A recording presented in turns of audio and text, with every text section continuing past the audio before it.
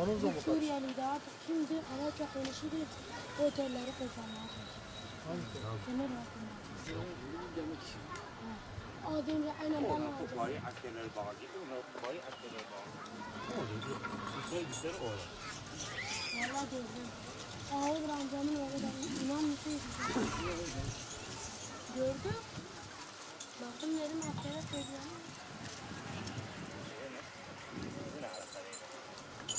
Kim gidiyor, kim geliyor. Yakalasın.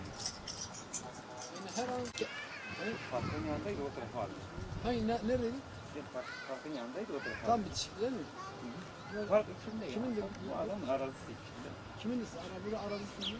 Muzaffer'in. İşte. Encon mu? Encon kaydı. Yarın. Burası değil mi? Çok iyi onlardan çıkar mı? Yok.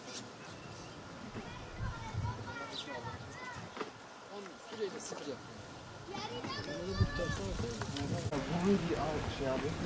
Bana ne mesela? Bütün hocam, bütün haberleri veriyor. Oydu işte.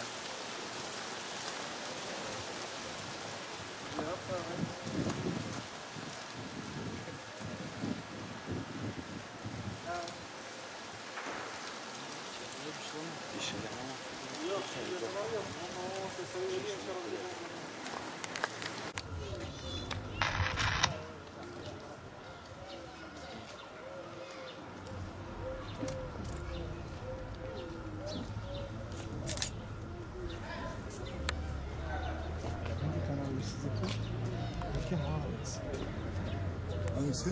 Ülke. Hep üçüsü var. Ülke mi? İlka. Üçünüz var. Kartınız var mı?